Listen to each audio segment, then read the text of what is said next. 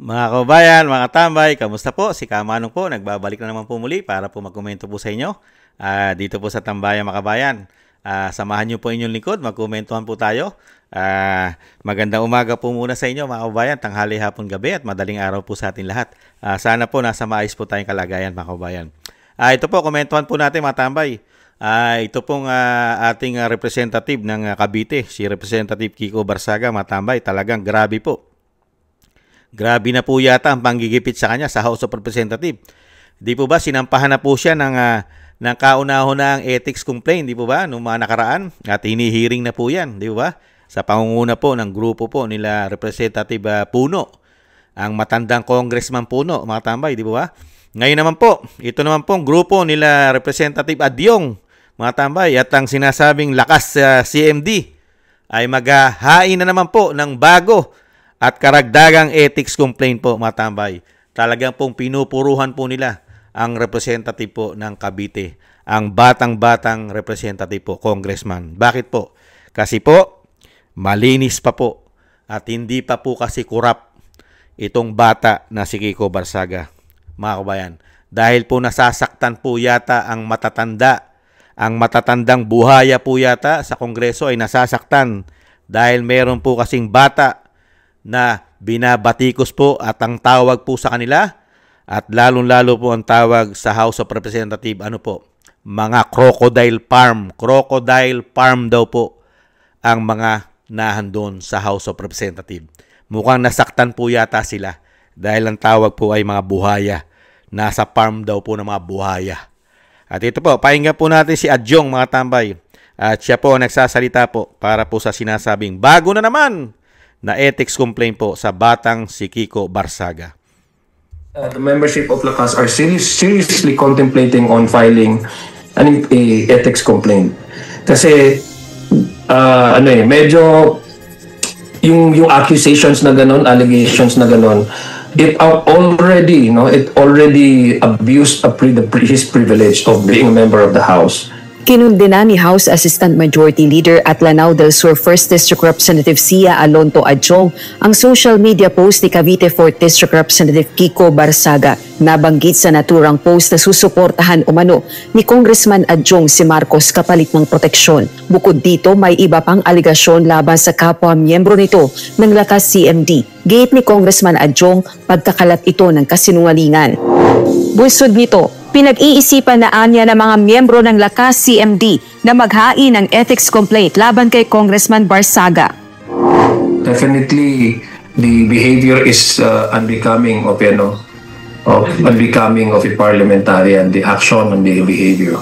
Kinuliksa rin ng mambabatas ang mga nakalipas na aksyon ni Barsaga sa kasagsagan ng plenary session sa Kamara. Acceptable ba yung bigla mo lang mag-approach ka sa isang kasamahan mo na hindi ka naman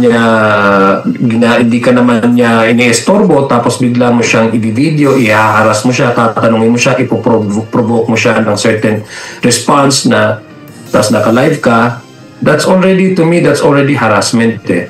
September 24 nang i-vlog ni Barsaga ang paglapit nito kay House Assistant Majority Leader at Ilocos Norte 1st District Representative Sandro Marcos sa plenary hall. Yun tapos lang ng DOJ hearing.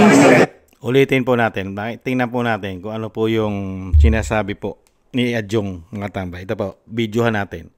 Hindi ka naman niya iniestorbo, tapos bigla mo siyang i-video, i-haras mo siya, tatanungin mo siya, ipoprovoke mo siya ng certain response na tapos naka-live ka, that's already harassment eh.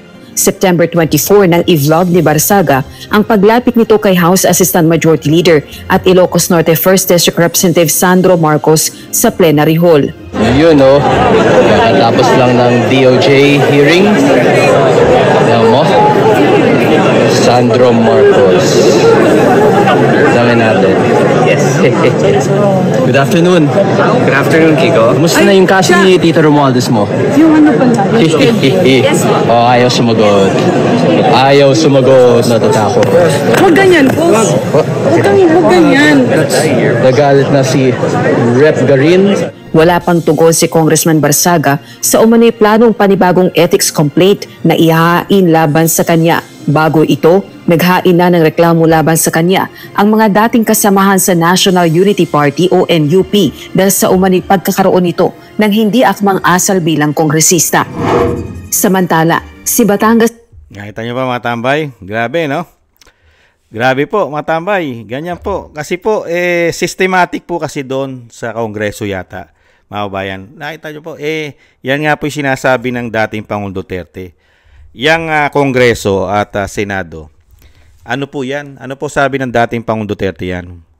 Rotten, corrupt, pinakabulok, pinaka-worst na institusyon sa ating bansa.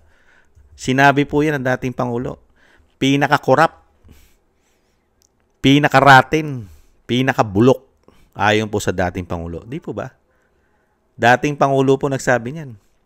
Ano po ang kredibilidad ngayon nitong mga tao na ito? Mga kabayan, kagalang-galang po ba ito? Kapita-pitagan pa po ba sila? Mula nung matuklasan po lalo na grabe po ang ginawa nila korupsyon, 19 Congress. Lalong-lalo po ito si Adjong na hindi pa yata naimbestigahan ito dahil po napagtatakpan pa yata. Nakita nyo po, pati po ang investigasyon ng binuo ng Malacanang, ng ICI. Meron po ba mga congressman, lalong-lalo po nung 19 Congress, na mga kaalyado nila na iimbestigahan? Meron po ba? May pumuputok po bang pangalan? Kahit po si Adjong, nasasama po ba? Kung ito po ay gaano karami nakuha po na proyekto sa kanya pong distrito sa Mindanao, sige nga. Di po ba? Nagiging malinis at maayos pa lang kayo ngayon. Wala pa kayong katinag-tinag. Pag wala na sa kapangyarihan ang pinaka-ulo at puno sa inyo, magiging maayos pa kaya ang mga sitwasyon nyo? Lalong-lalo po pagka tunay na investigasyon na ang gagawin sa inyo. Hindi katulad ng ICI, nagbinuo ng Malacanang, na wala pong public hearing, naka-close, sarado sa publiko. Hindi po ba? At yung ginagawa po ni Kiko Barsaga, masakit po kasi yun para sa kanila. Dahil direct to the point si Kiko Barsaga. Binubunyag po kasi ni Kiko ang kanilang korupsyon o anumano o anomalya umano. Di po ba? Tahasan po sinasabi ni Kiko Barsaga na grabe ang ginawa po nila sa pera ng taong bayan. Lalong-lalo po pangalanan niya pa si Saldico at yung sinasabing tsuhin mo si Tambaluslos. At siyempre pati si Sandro Marcos. Halos lahat po sila. Di po ba? Kaya nga po mga kabayan, hindi niyo po napansin, lahat po ng bumabatikos at gustong malaman ang tunay na kalagayan po ng ating bansa, lalong-lalo sa ating kaperahan, kung saan napunta ang napakalaking bilyon, trilyon at mga ghost projects, sino nakinabang. Nakita niyo po, pag merong pong nagpapahayag na katulad ni Kiko Barsaga, kailangan pong patahimikin. Kailangan. Kasi po, hindi po magandang asal. Hindi po kasi magandang asal para sa kanila na ibunyag at i-real talk at batikusin sila ng batang congressman na sila'y mga korap. Hindi magandang asal po yan. Lalong-lalo po sa mga buhaya sa Kongreso. Hindi kaya? Hindi magandang asal yan. Ang magandang asal po para po dito sa mga buhaya na nagpakademonyo dahil sa pera ng taong bayan, ang nakikita po nila magandang asal mga kabayan, ano po? Kailangan sumunod ka sa kanila. Magandang asal po yan para sa kanila. Sumunod ka at huwag kang kumibo. Lahat ng nakikita mo, yan ang tama dahil yan ang tradisyon dito sa Kongreso.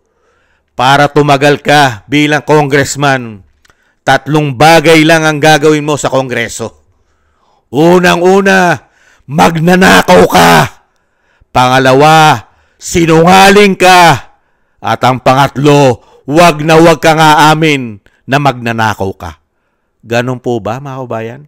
Para maging maayos at yung dangal ay hindi mawawala sa'yo. at hindi ka mababastos. Di po ba? At nasa matuwid kang asal, wala ka sa masamang asal. Ganun po ba, mga kabayan?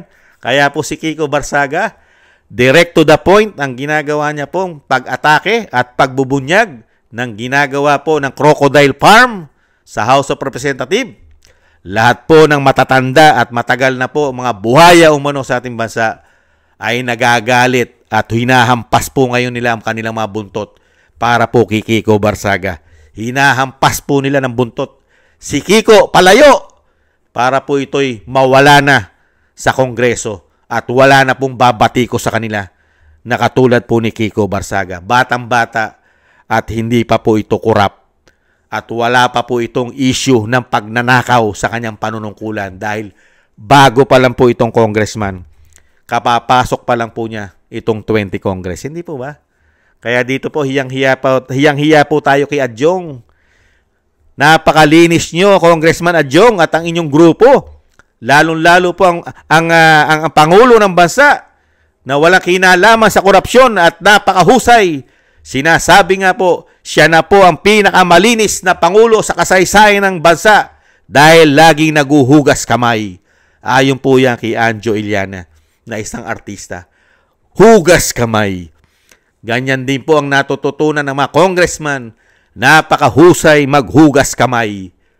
Pero ang pera ng taong bayan, ang gusto po yata, pagkatapos nilang nakawin ng nakawin, pagparti-partihan dahil sa komisyon umano, ay makalimutan na po natin at tanggapin na po natin ang kanilang pinagagawa. Mga kababayan, ganyan po yata ang gusto nilang mangyari. Nanakawin nila na nanakawin, isang damukan na komisyon, pero wag na tayong kumikibo.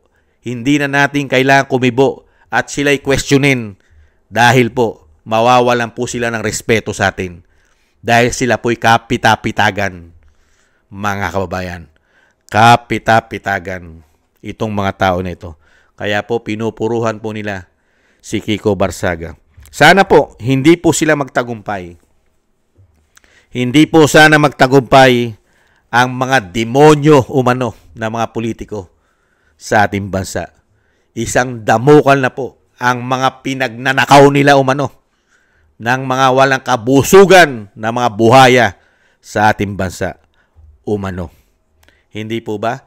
Laban ka lang, Kiko. Laban lang. Dahil alam naman ng Pilipino na ikaw ay nasa tama.